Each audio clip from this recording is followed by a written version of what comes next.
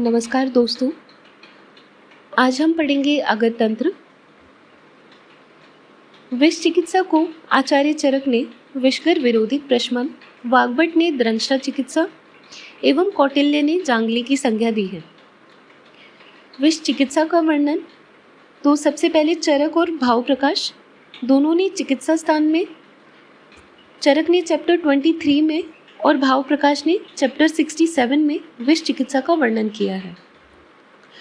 सुश्रुत ने चैप्टर 1 से चैप्टर 8 तक कल्प स्थान में बताया है।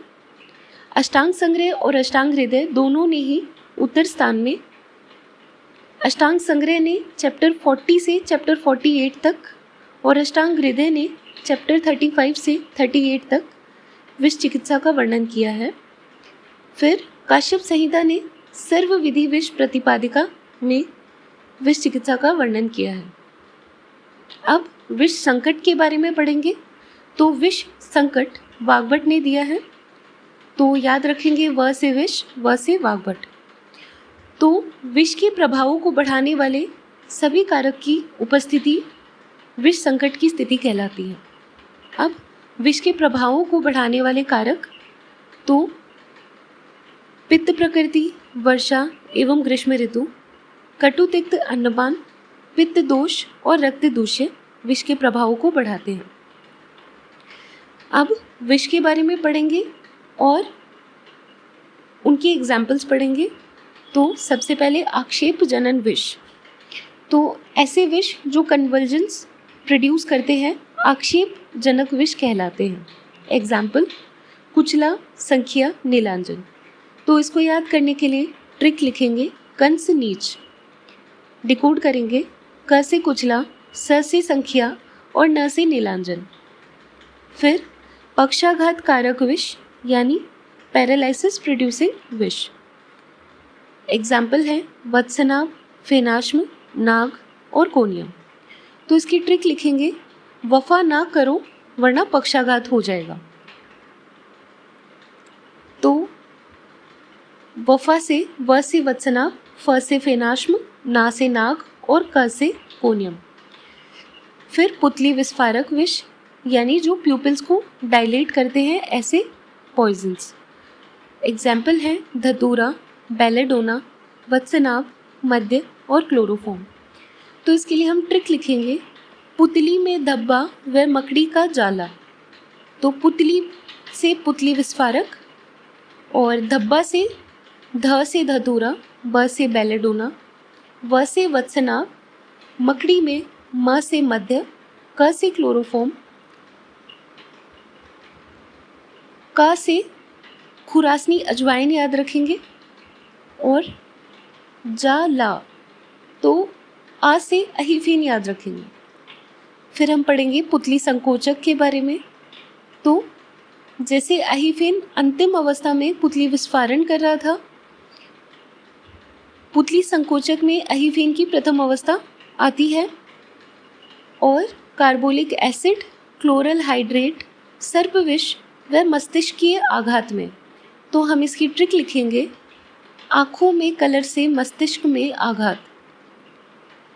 तो आँखों, आ से अहिफेन, खो से कार्बोलिक एसिड, कलर से क्लोरल हाइड्रेट, स से सर्पविष और मस्तिष्क में आघात से मस्तिष्कीय आघात में। फिर टिनिटस होता है क्विनीन और सैलिसिलेट विषाक्तता में। द्रव रूप में पिया गया विष मृत व्यक्ति के हृदय में मिलता है। ये स्टेटमेंट अष्टांग संग्रह ने दिया है। धारा 39 के अनुसार चिकित्सक पर हत्यार्थ विषाक्तता के मामले में संबंध न्यायाधिकारी को सूचना देने हेतु बाध्य है। और धारा 309 के अनुसार विष से आत्महत्या के मामले में अगर किसी ने सुसाइड किया है तो चिकित्सक दंडाधिकारी को सूचना देने हेतु कंपेल्ड नहीं है। अब हम कुछ विष के बारे में पढ़ेंगे, उनकी घातक मात्रा और उनके एंटीडोट कौन से हैं इसके बारे में पढ़ेंगे। तो सबसे पहले वत्सनाभ। वत्सनाभ की चूर्ण में घातक मात्रा 1 ग्राम तक होती है, स्वरस में 250 मिलीग्राम और इसका एंटीडोट है डिजिटेलिस व टंकण। तो इसकी ट्रिक बनेगी वत्स को डिजिट याद कराओ। तो वत्स से वत्सनाभ, डिजिटेलिस से डिजिट हो जाएगा और डिजिट के ही ट से टंकण। तो वत्स को डिजिट याद कराओ। उसके बाद कुचला, कुचला स्ट्राइकनस नक्स वोमिका।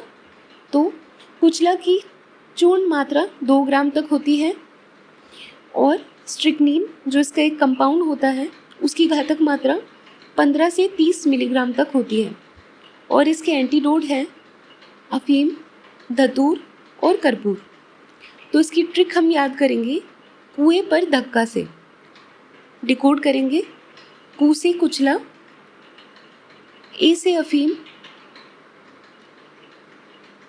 पर धक्का, ध से धतूर और क से कर्पूर।